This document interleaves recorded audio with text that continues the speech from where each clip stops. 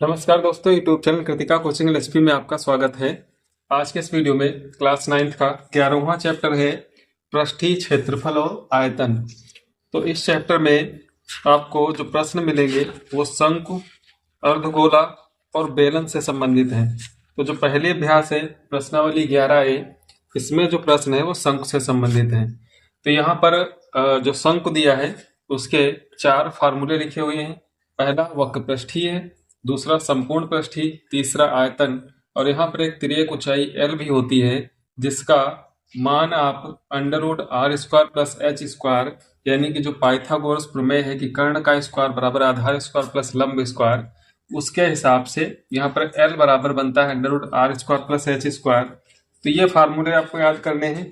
और जो शंकु दिया है तो शंकु के बारे में किताब में लिखा हुआ है कि आइसक्रीम शंकु, यानी कि आइसक्रीम की जो कोन होती है, जोकर की टोपी होती है और मुरमुरे की पुड़िया, मुरमुरा मतलब लैया दाना जो आप लोग खाते हैं तो वो बना करके देता है दुकानदार, तो मुरमुरे की पुड़िया आदि ये क्या है, कुछ शंकु के उदाहरण हैं।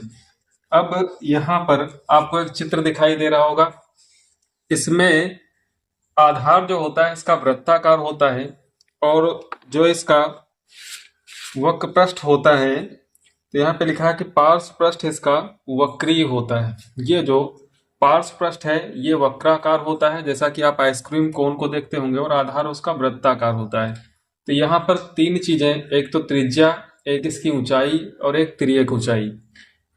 इन्हीं तीनों का यूज इनके सूत्रों में होता है। जैसा कि आप वक्रपृष्ठ का फार्मूला देखेंगे तो पाई आर एल में आर है त्रिज्या और एल क्या है, तिर्यक ऊंचाई। ये वाली ऊंचाई तिर्यक कहलाती है और ये सीधी ऊंचाई जिसको एच से लिखते हैं, और यहाँ पर जो ये दूरी है ये त्रिज्या कहलाती है। तो पार्श्व पृष्ठीय क्षेत्रफल कहें या वक्र पृष्ठीय क्षेत्रफल कहें, ये पाई आर एल होता है।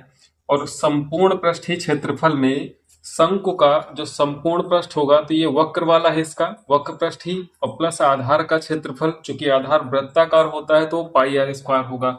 तो पाई आर एल में जब आधार का क्षेत्रफल भी ऐड हो जाता है पाई आर स्क्वायर, तो सूत्र बनता है पाई आर ब्रैकेट में एल प्लस आर। यहाँ पर इसकी गुणा कराएंगे तो पाई आर एल होगा और पाई आर की आर में गुणा होगी तो पाई आर स्क्वायर, यानी कि वक्रपृष्ठ प्लस आधार का क्षेत्रफल, संपूर्ण पृष्ठीय क्षेत्रफल पाई आर ब्रैकेट में एल प्लस आर। इसके बाद इसके आयतन का formula 1/3 pi r square h, इसमें जो सीधी सीधी ऊंचाई रहती है वो भी है, तो पाई आर स्क्वायर एच को गुणा करा देंगे 1/3 से। और यदि आपको आर और एच दिया है, यानी कि त्रिज्या और ऊंचाई दी हुई है और तिर्यक ऊंचाई ज्ञात करना है, तो यहाँ से एल बराबर √r² प्लस h² का फार्मूला लगाएंगे, ज्ञात कर लेंगे। तो ये 4 सूत्र आप ध्यान रखें और उसके बाद प्रश्नावली में जो प्रश्न दिए हैं उनको आप हल करेंगे। तो पहला प्रश्न दिया है कि उस लंब वृत्तीय शंकु का आयतन ज्ञात करना है जिसकी, तो इसके 2 पार्ट हैं। पहला पार्ट है इसमें त्रिज्या बराबर 6 सेंटीमीटर दी है और ऊंचाई बराबर 7 सेंटीमीटर। दूसरे पार्ट में त्रिज्या बराबर 3.5 सेंटीमीटर और ऊंचाई बराबर 12 सेंटीमीटर। तो आप देखेंगे कि यहाँ पर आर और एच आपको सीधा सीधा दे दिया गया है और उसके बाद ज्ञात क्या करना है, आयतन। तो आयतन का फार्मूला अगर देखते हैं आप तो यहाँ पर 1/3 और पाई, तो ये क्या है, निश्चित है, यानी कि नियतांक कह सकते हैं इसको। तो यहाँ पर 1/3 और पाई ये तो फिक्स वैल्यू है। इसमें जो मान आपको पता होना चाहिए वो आर और एच का है। यदि आपको आर और एच यानी कि त्रिज्या और ऊंचाई दी गई है तो आप आयतन का सूत्र लगा करके सीधा सीधा उसको ज्ञात कर सकते हैं। तो यहाँ पर आप देखेंगे कि त्रिज्या यानी कि आर और ऊंचाई यानी कि एच ये दिए हुए हैं। आयतन ज्ञात करना है तो इसमें मान रख देंगे। तो यहाँ पर आर बराबर, इसका आंसर जब आप हल करेंगे तो लिख लेंगे कि आर बराबर दिया हुआ है, पहला पार्ट आर बराबर दिया हुआ है 6 सेंटीमीटर और एच बराबर दिया हुआ है 7 सेंटीमीटर। आयतन ज्ञात करना है तो इसलिए आयतन बराबर 1/3, पहले आपको फार्मूला लिखना है 1/3 पाई आर स्क्वायर एच।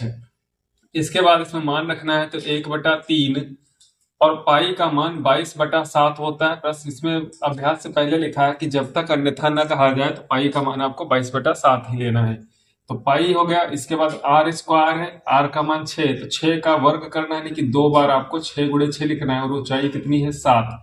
और ये चूंकि आयतन ज्ञात कर रहे हैं सब सेंटीमीटर में दिया है तो सेंटीमीटर क्यूब इसका मात्रक हो जाएगा। यहां से आप 7 काट देंगे, 3 एकम 3 दूना 6, तो बचता क्या है 22 6 2, तो 22 छक्का होता है 132, गुणा कराएंगे तो 22 छक्का 132, 132 का दूना करेंगे तो 100 का दूना 200, 32 का दूना 64, यानी कि 264 सेंटीमीटर क्यूब इसका आयतन हो जाएगा। अब बात करते हैं इसके दूसरे पार्ट की, जिसमें त्रिज्या दी है 3.5 सेंटीमीटर और ऊंचाई दी हुई है 12 सेंटीमीटर। तो यहां पर आप लिख लेंगे कि r बराबर 3.5 सेंटीमीटर। इसी को आप लिख सकते हैं 7/2 सेंटीमीटर। 7/2 दशमलव भिन्न को भिन्न के रूप में जब लिखेंगे 7/2 सेंटीमीटर, और जो ऊंचाई दी है h बराबर 12 सेंटीमीटर।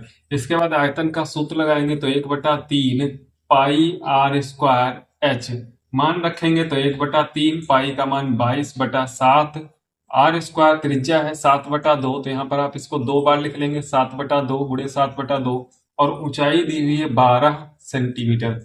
मान रखेंगे, मान रखने के बाद यहाँ से आप देखेंगे कि 7 और 7 कैंसिल हो जाएगा, और 2 दूना 4 3 12, यानी कि हर में कितना लिखा हुआ है 2, और 2 की गुणा करेंगे 4, 4 की गुणा 3 से करेंगे 12, तो इन तीनों को काट देंगे, ये 12 हुआ इनका गुणनफल, 12 यहाँ से कट जाएगा, तो बचता है यहाँ पर 22 और 7, तो 22 सत्ते 154, 22 और 7 की गुणा कराएंगे 154, चूंकि सेंटीमीटर में है इसलिए सेंटीमीटर क्यूब या घन सेंटीमीटर आप हिंदी में लिखेंगे।